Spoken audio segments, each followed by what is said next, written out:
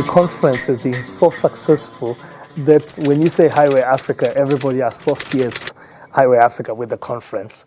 But actually, we have moved from just being a conference. Because it's quite unique in the way it combines talking and skilling. You learn about the how in the afternoons and the what and the why in the mornings. We are on the cutting edge, as it were, of technology, following technological trends and actually bringing African journalists up to speed with what's happening, at a global level. 500 journalists, academics, and members of civil society and policymakers, people from the private sector, all in one place. It's a great networking opportunity.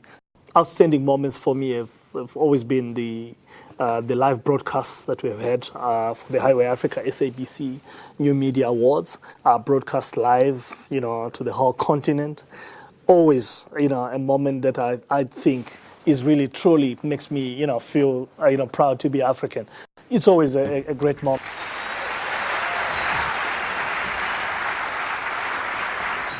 As you pedal and as the wheels turn, this turns a dynamo and it sends a current along the wire to the phone.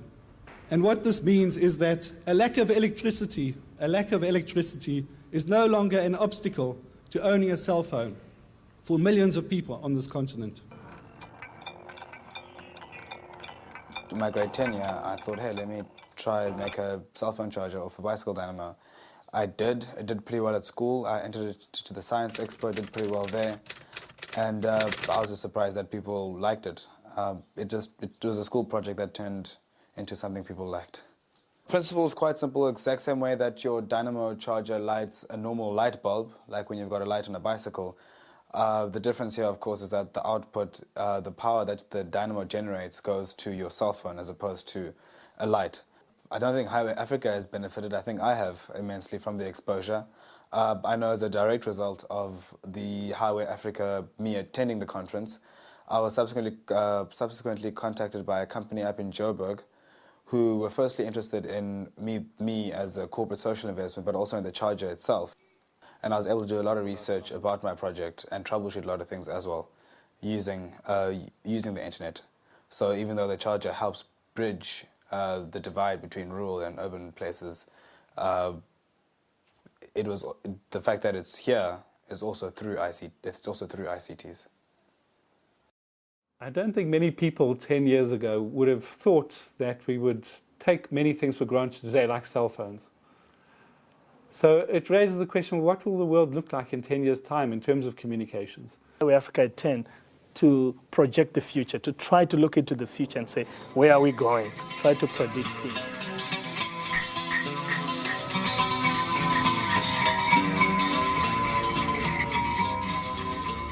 Poverty and underdevelopment are generally the challenges that are facing the developing world. But in particular, as it relates to ICTs, you would say that issues of access, issues of cost remain challenges. For us, there's value in this sharing of knowledge, because out of this, journalists would go out then and bring out the news on ICTs to people who ordinarily would not access such news. One of SDC's main goals is to contribute towards poverty reduction.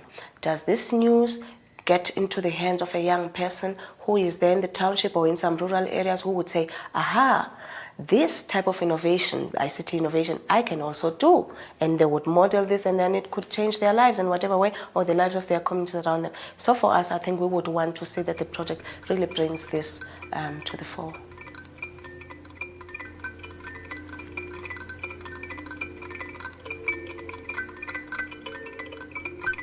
Prior to the conference proper, that 10-day course, we've run it at various levels. One is an introduction to ICT reporting. We try to do three things with that. First of all is to make journalists understand this concept of the information society. What is this knowledge society that everybody's talking about? Secondly is that you demystify these so-called ICTs to really say these are just tools that you're able to use. The third element to that is the reporting. Now saying, can you report on ICT developments? whether it's ICTs and gender or ICTs in schools in your own country? Can you write authoritatively about these kind of issues? A lot of journalists are generalists, which means they don't really have the specialist knowledge to report on a topic like ICTs and information society. And by training journalists, we're creating a cadre of specialized people who are really experts in covering this absolutely vital field. We think that as Highway Africa, we got to keep our eyes on the ball, really to say, let's track where technological developments are going, and let's keep our journalists abreast.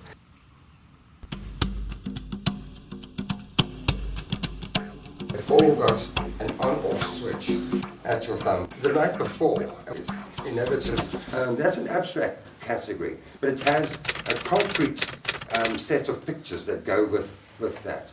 So in that kind of way, I can start planning my story on an abstract level without the camera at all. The beauty of Highway Africa research is it's not purely academic. It's research that benefits journalists and which also draws from journalists. But some information also needs to be gotten more systematically, and that's where research comes in. What we have tried to do is to focus on actually the use of ICTs by journalists at one level. Then at the other level, we have tried to look at how do journalists report on ICT-related issues. This whole concept of what's called converged journalism. Can one journalist, just carry a backpack, as it were, do audio, write for the web, do some photojournalism? Is that possible? Can they edit their own material, just put it up onto a website or something of that nature? It's something that I think Highway Africa would like to explore. Highway Africa willy-nilly has to take account of the environment within which Africa's journalists work. And that means the law and the policy. I think the role that we've managed to play has actually been to say to journalists, look, issues, there are key issues here, especially in the telecommunications sector, that you need to focus on. And so Highway Africa and the media need to be recognized as a force that have got some contribution to make, a critical contribution in building an information society. Here in Africa, our point is really we have to generate our own information. That's why we have to have our own news agencies. We've got to tell our own stories. So we think that information is fundamental in any society. And access to information becomes quite key, which is where now the technology comes in. I think actually the most important WSIS resolution was about information as a right. As HANA, we want to take that further. We ought to make actually the most poor, vulnerable people aware of the uses of these technologies. For example, we're in the Eastern Cape recently doing an assessment of ICTs. We found a disparity between schools in the same areas, and others have got access to computers but no internet connection, no internet access.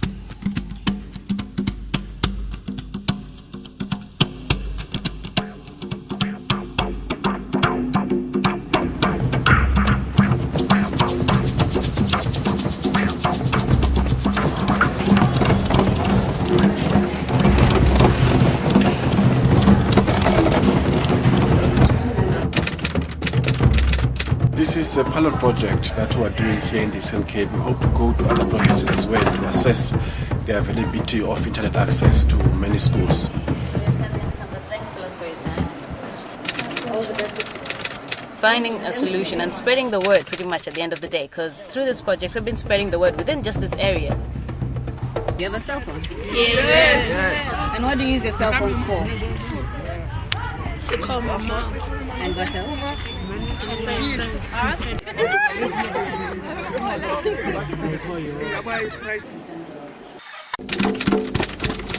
It's very important to report on ICTs because you see in the mainstream media it's largely peripheral.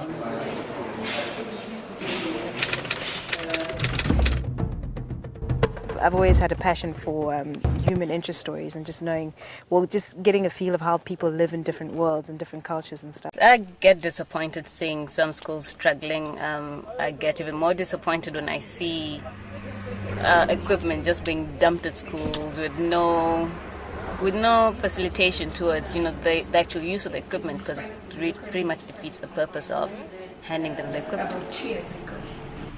Seeing a teacher take on the initiative to go out and learn the technologies and learn the different approaches. Of course he had the money and was able to go out and do it, but he brought it back to the students. The students didn't actually have to have access. He was taking his students across the world in terms of exposing them to websites relevant to what they're learning at a particular time.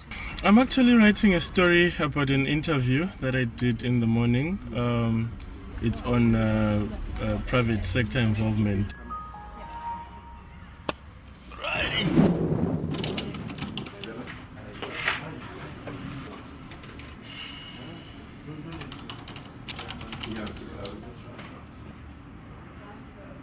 Been now sending my stories to the editor, the stories that I was working on yesterday in the afternoon. So later in the evening I was just cleaning up the stories, and then now I've just emailed them. SMSing just to sort out some information that I need ASAP, and it's quicker than email because I'm not standing in a queue.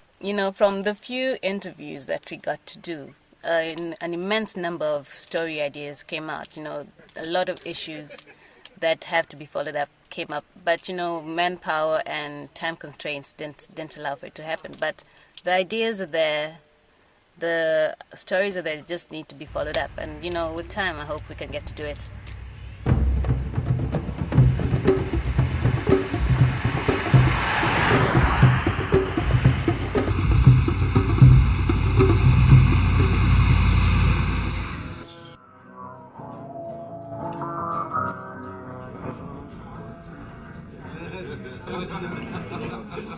And we're stuck in Rome here at 7 o'clock in the morning after flying for just close to 24 hours now.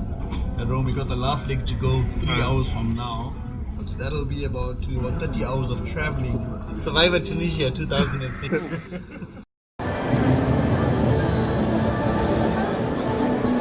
Only with your energy and commitment will the vision be achieved. What we have begun to do as part of the strategy around the Highway Africa News Agency is actually to cover conferences that are focused on information and communication technologies. And we actively go there and produce a newspaper for them. We have our news that we generate, a weekly digest that we send out every Friday, or news on ICTs across the continent.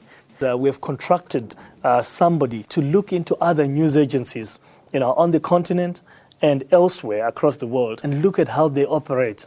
And using that, we will use that to inform the kind of model that we're going to build out of HANA. There is no story that is lacking in meaning for HANA as long as we are there to take it and somebody will use it.